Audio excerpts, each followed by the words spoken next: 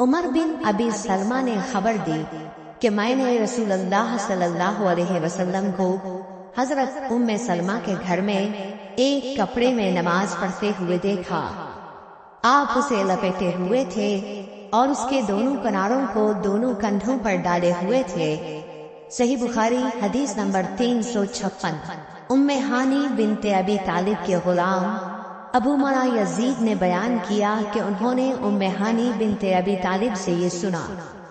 وہ فرماتی تھی کہ میں فتح مکہ کے موقع پر نبی کریم صلی اللہ علیہ وسلم کی خدمت میں حاضر ہوئی۔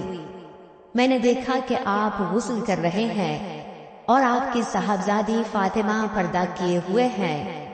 انہوں نے کہا کہ میں نے حضور صلی اللہ علیہ وسلم کو سلام کیا۔ آپ نے پوچھا کہ کون ہے؟ میں نے بتایا کہ ام ہانی بنت ابی طالب ہوں۔ آپ نے فرمایا اچھی آئی ہو ام ہانی۔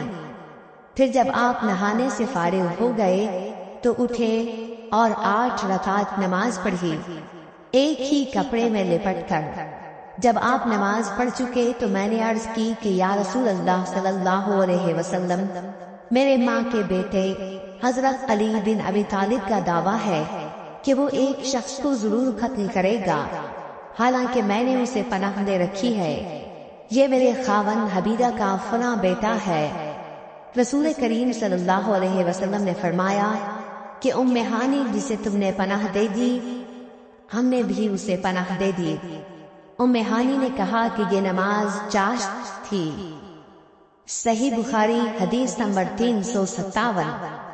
سعید بن مسیب سے روایت ہے، وہ حضرت ابو ہریرہ رضی اللہ تعالیٰ عنہ سے کہ ایک پوچھنے والے نے رسول اللہ صلی اللہ علیہ وسلم سے ایک کپڑے میں نماز پڑھنے کے متعلق پوچھا تو آپ صلی اللہ علیہ وسلم نے فرمایا کچھ برا نہیں، بھلا کیا تم سب میں ہر شخص کے پاس 2 کپڑے ہیں؟ صحیح بخاری حدیث نمبر 358۔ حضرت ابو ہریرہ رضی اللہ تعالیٰ عنہ سے روایت ہے کہ رسول اللہ صلی اللہ علیہ وسلم نے فرمایا کہ کسی شخص کو بھی ایک کپڑے میں نماز اس طرح نہ پڑھنی چاہیے کہ اس کے کندھوں پر کچھ نہ ہو۔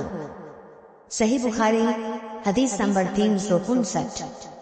حضرت ابو ہریرہ رضی اللہ تعالیٰ عنہ فرماتے تھے، میں اس کی گواہی دیتا ہوں کہ رسول اللہ صلی اللہ علیہ وسلم کو میں نے یہ ارشاد فرماتے سنا تھا کہ جو شخص ایک کپڑے میں نماز پڑھے اسے کپڑے کے دونوں کناروں کو اس کے مخالف سمت کے کندھے پر ڈال دینا چاہیے۔